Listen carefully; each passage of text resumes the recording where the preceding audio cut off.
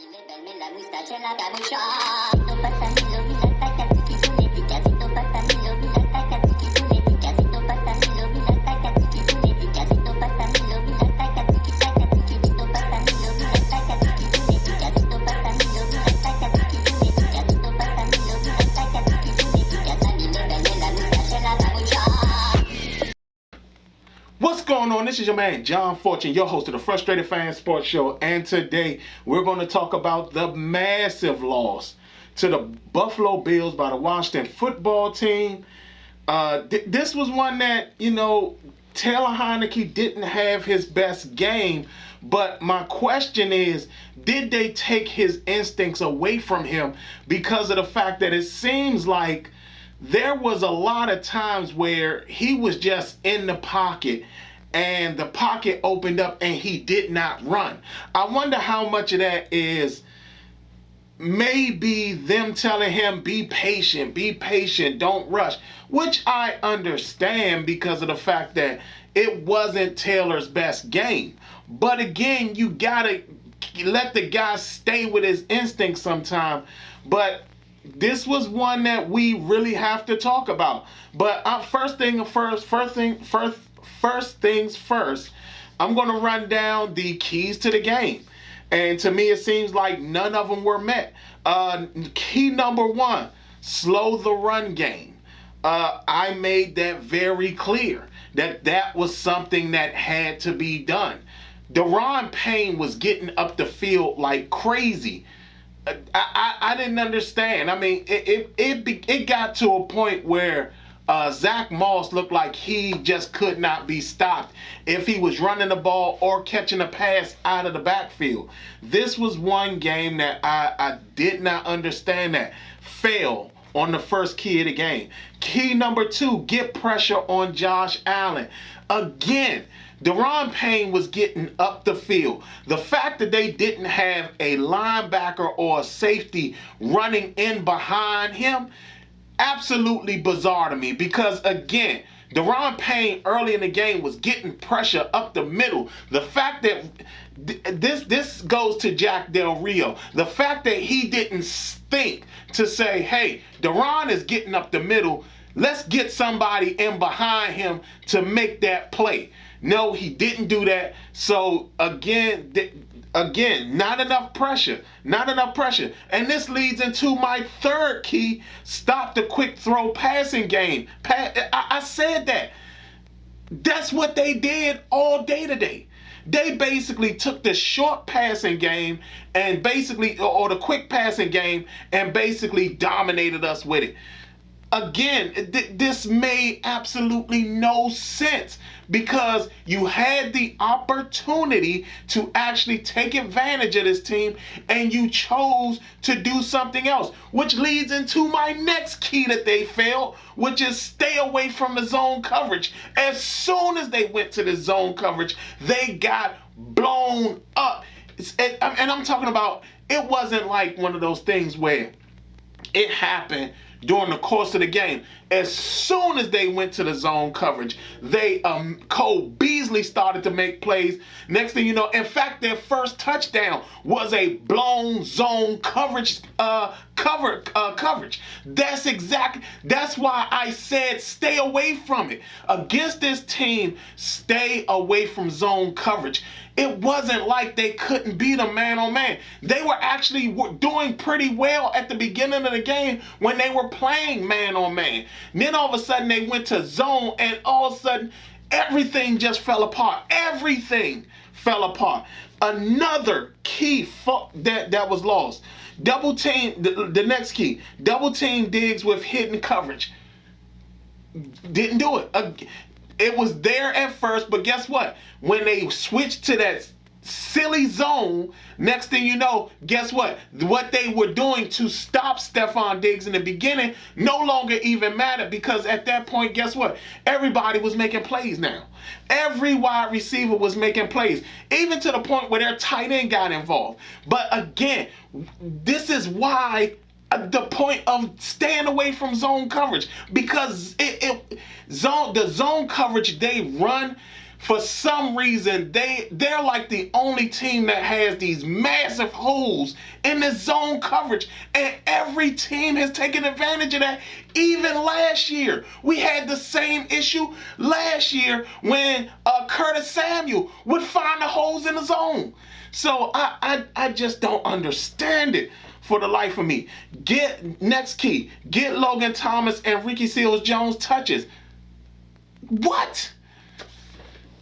Each time Logan Thomas got the ball, there you saw him make a play. Other than the fact that him getting that one play where it was punched out. But again, he was making plays. They did not stick with that. Which I mean, and even with the last touchdown, again, what was that? Logan Thomas up high, throw it up high to him. He took advantage of it. I told y'all in my video previous to this that Micah Hyde was having neck issues, and that the Washington tight ends could take advantage of that. Washington did not even think to take advantage of that. So again, another failed key. Next key, nullified their ends. Samuel Cosme on a couple plays got blown up immediately, or did like what you would consider the worst blocking you've ever seen a tackle make.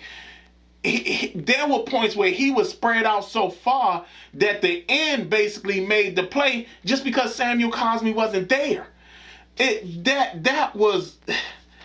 did nothing to stop that defense. Do y'all know that Buffalo was basically got to the point where they were getting pressure with a 3-man line? They got pressure with a 3-man line. That is absolutely mind-boggling. Absolutely mind-boggling. And I know y'all are saying, but John, you knew y'all were going to lose this game. We had an opportunity to take advantage of this, and we didn't. Let me keep going. Number 8, run the ball to the corners. The whole point of nullifying their ends was to open up the corners because that was where they were vulnerable at. You saw, guess what happened? When they did that, they scored twice, and on top of that, had big plays on when they set up there and got to the corners. They, for some reason, started running directly up the middle, which is the heart of their defense. And that did not make any sense. Go to the outside because that's where you can get them. That's where their weakness at. Their weakness was to the outside. They sat up there and felt the need to go inside. Again, it made absolutely no sense. Number 9, keep Taylor HEINICKIE clean. I mean, they got pressure up the middle. Yeah, he didn't get sacked that often, but they still got enough pressure up the middle. And whatever Ron said to him or whatever Scott was telling him, for some reason, Taylor HEINICKIE lost his instinct in regards to going after the plays. I mean, all he kept doing was even when you saw that there were passing lanes and running lanes for him to just go through, he chose not to do it. This is the first time that I've seen Taylor HEINICKIE not use his instincts like he normally does. So for that, that's a key that was technically failed due to the fact that the pressure was in his face. Like I said, Buffalo was getting pressure with a 3-man line. Like, that makes no sense. None. Last but not least, keep the score close. They had early in the game, they were doing that. You know, to sit up there, score on the Antonio Gibson play, come down, make an amazing special teams play. Incredible special teams play. Then to come down there, Taylor gets the second touchdown. Score is only 21-14. They were keeping the game close. Then, of course, they go to that stupid zone, and next thing you know, the game gets out of hand. Those were the keys. They basically failed every possible key on my list, and it was 10 keys. They did not at any point even come close to even getting on the good side of the keys. They failed all 10 keys. Like, we've never seen a Washington team fail all 10 keys. They failed all 10 keys. So let's get into my observation for the game. First thing I'm going to say is that I'm going to start off with Scott Turner. Scott Turner, I was praising him early in the season because a lot of you guys were mad at him about his play calling. I told everybody, I said, hey, look, check this out. When it comes to Scott Turner, I'm okay with his play calling because what I'm noticing is that for him, when he's consistent, like if he sees that a play is working and he keeps going back to that play, he does a better job calling the game. But for some reason, he got cute this game. Instead of him seeing that, hey, on these edges, they're getting chunk yards on these edges. Let me keep going to these edges until they stop it. Then I'll run up the middle. No, he goes away from that so early on and starts running up the middle, starts throwing up the middle. And not only throwing up the middle, but having him throw the wide receivers up the middle instead of utilizing the tight ends that were there. So for that, Scott Turner, he needs to go back. He needs to do what he does.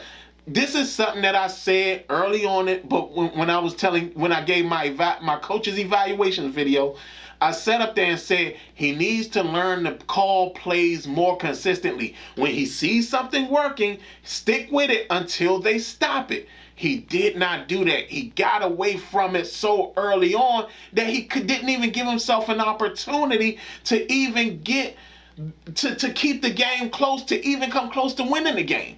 So that's number one. Number two, we need to definitely 100% start talking about Jack Del Rio and his poor play calling, because nobody ever talks about that. And I'm tired of hearing Ron Rivera over and over and over again talking about, well, the players were out of position. Well, everybody's trying to make a play. Everybody's trying to do more than what they were asked to do. At some point, it's the coach's fault that the plays aren't being run the way they should be run. Why do the players feel the need to go outside of the scheme to make a play? It's because the coaching or the play calling is not right. It's not right for the play. It's not the right play to be run at that time, or they're seeing stuff and instead of changing the play, they just let it happen.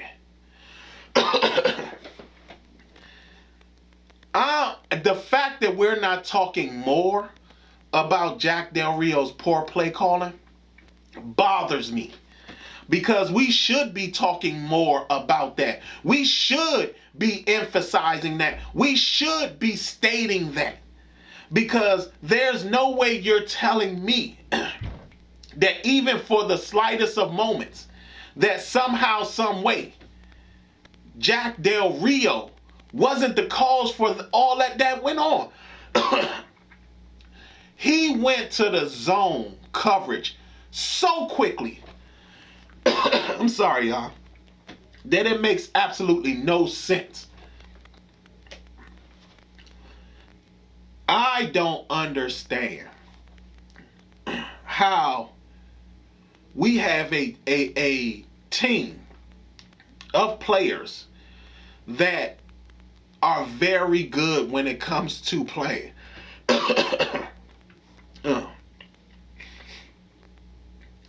And somehow, some way, we're not as good as we thought we were going to be. We're nowhere near elite. We're not even getting the sacks that we all thought we were going to get. Chase Young is standing up because nobody's explained to him why it's important for him to be in a three-point stance. What the benefit of him being in a three-point stance is for. That's why he's so comfortable standing up.